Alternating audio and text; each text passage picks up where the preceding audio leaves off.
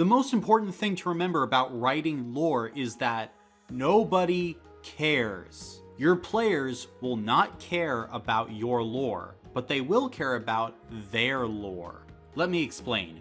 I run 7 homebrew campaigns a week, all in the same world. So I have written a lot of lore, like hundreds of pages worth available to my players. It's there if they want to read it, but I'm not forcing anybody to do so. However, out of 29 active players, 23 have read at least 100 pages. 8 have read all 450 pages I've put out, and they keep asking for more. So how do I write lore that hooks my players? Well, it's keeping in mind that my players aren't reading lore because it's actually interesting.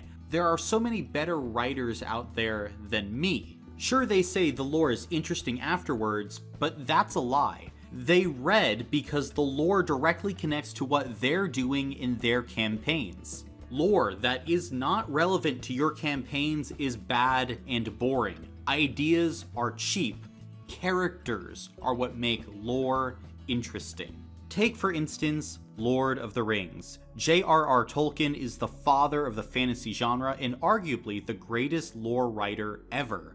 People have read thousands of pages of his lore. Readers praise how detailed the lore is and the depth and nuance that Tolkien had when he wrote it. I'm here to tell you, if JR released the lore of his world without first writing The Lord of the Rings or The Hobbit, nobody would care. Exact same words, exact same attention to detail, but he'd be forgotten.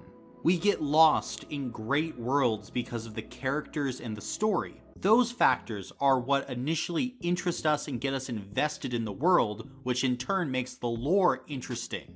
And by that same logic, your players will connect with lore that they think connects with their character. Your players' characters get them invested in the world and the lore.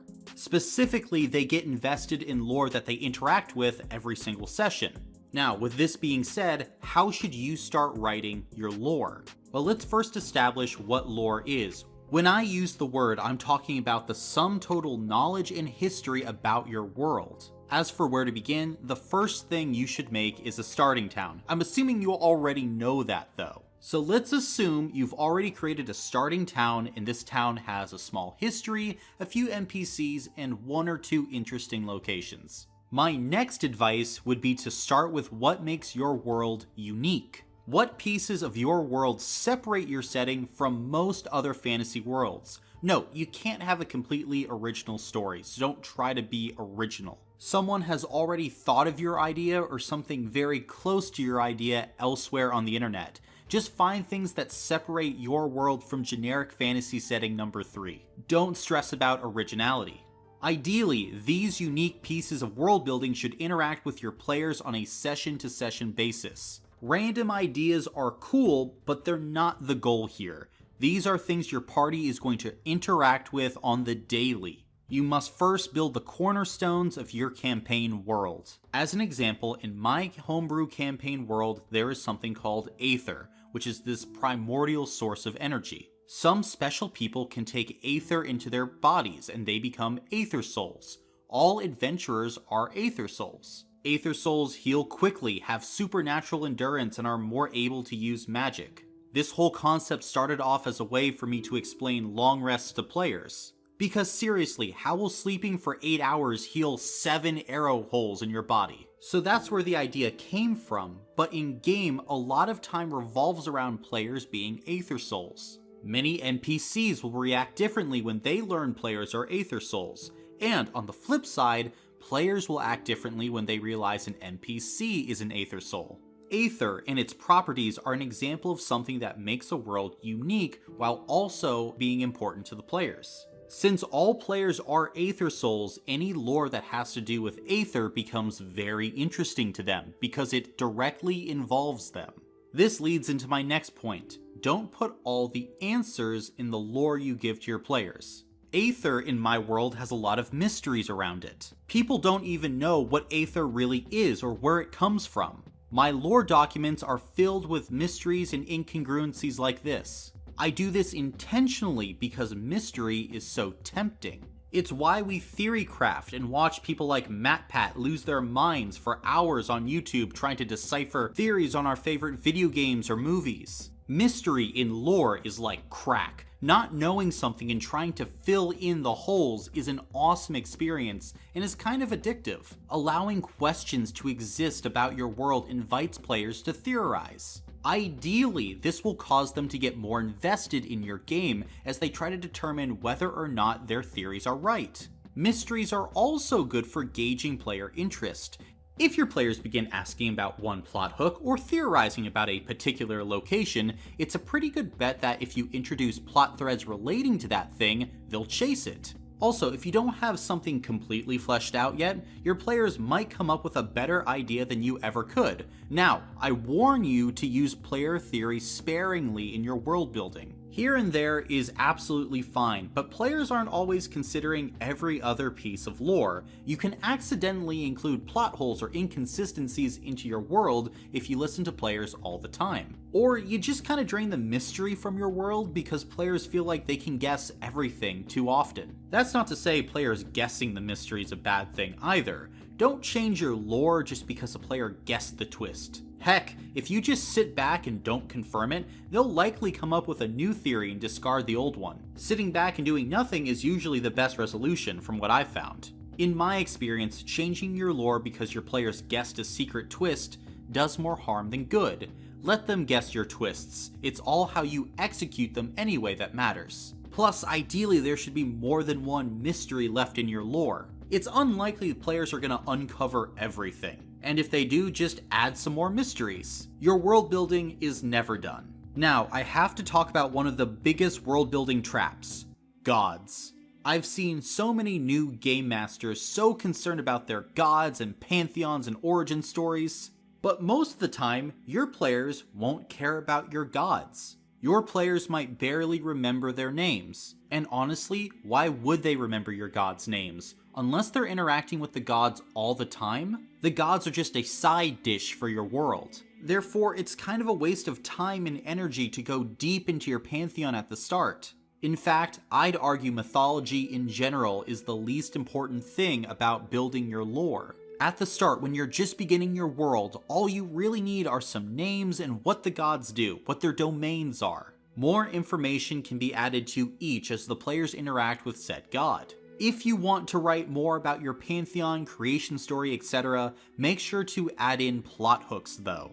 Don't just write about the god of nature. Write about their lost phoenix that is said to have the power to revive the land in its darkest hour. A player might be able to use that when they're playing a druid as the core of their backstory. Maybe they're going to hunt down and find the lost phoenix. When you're typing out your creation story, write about locations where players can forge magic items, or where ancient magic has scarred the world. Give things for players to latch onto and explore. Adding these plot hooks is going to make so much of a difference when your players are engaging with your lore, because it's making the lore relevant to them. Remember, players are selfish animals. They care only about themselves and their own characters. If it doesn't directly impact them, no matter how many hours you spent building it, they will not care. And so, for the love of, well, God, don't spend all your time writing background information. Give your players things to do, not things to read. This is the god building trap. You make gods that have cool backstories to you, but the players will barely ever interact with them. What difference will it make if they read the lore, interact with the lore, or even care about the lore? Spoiler alert, it won't matter. So make sure to create things your players will actually experience or use, at least at the start. If you've gone through everything else and you still have time and energy left over, be my guest. Start writing about things that your players will never experience. Begin writing backstories and creating Pinterest boards for all your gods. But TTRPGs are played at a table with other people. If your lore doesn't facilitate that experience, then you're not writing lore for a D&D game, you're writing lore for a book. So, if not gods or creation myths, where should you start writing first? Characters, plain and simple, ideally the people who have changed your world and made it what it is today. It is far more interesting to create people rather than just events in a history book, because people have emotions, faults, triumphs, and all the other things that make them exciting to read about. Let me explain it to you like this. Which would you rather do? Learn about straight World War II history for an hour, or hear about the Finnish soldier who ate a ton of meth, tweaked out of his mind in the woods for 2 weeks, lost over 100 pounds, and then returned alive. If you said the straight World War II history, you read the terms and conditions. You have the personality of Wonder Bread. But seriously, your lore comes to life when you think about it in terms of the people or the creatures that make things happen. Then you can have relics from those people, enemies they fought who were sealed away, their old homes, and more all come into play during your games. I promise you, things will fall into place like clockwork when you build around characters and not events. Now, if you need a little more help, here are 5 people that every world needs. The greatest ruler who ever lived, and why their reign was so good. The evil tyrant who almost brought the world to its knees. The scientist, mage, or inventor who discovered something that changed the world forever. The religious icon who changed the world through their faith. And finally, the lost hero who is prophesied to return again. Take those archetypes and run wild with them. They have stood the test of time through hundreds of fantasy worlds. After people though, the next easiest thing to create is nations. Where and in what condition do people live? And who rules over those people? How did the important people you wrote about shape these nations? Again, focus on things about these nations that players will encounter a lot. Honestly, in most campaigns your players could probably care less about the predominant imports and exports of a country. I am falling asleep just thinking about it. What they do care about though is if a nation banned alcohol and they have to smuggle booze into a prohibition-style club. Write parts of a nation that your players are going to interact with first. You can fill in the rest later. Heck, don't fill it in at all for all I care. If nobody ever mentions it, then it probably isn't important. So focusing on things like factions, policy, demographics, and culture are going to go a long way for you. If you're specifically wanting to run a political intrigue campaign, then fleshing out the factions within your nation is probably a little bit more important. But writing a Wikipedia article about this one town's wine industry is boring. Your players likely won't care unless you directly relate it to a plot hook, and it's going to be a waste of your time, likely, because you could have been creating compelling lore for other places in your world. A final tip on nations: go for fewer nations over more, then go for smaller areas over larger ones. You can have nations that are only referenced or rarely interacted with. Where does the gold come from? Oh, that vaguely Byzantine faction over in the west, but you don't need to go deeper into the lore than that. They are on the periphery.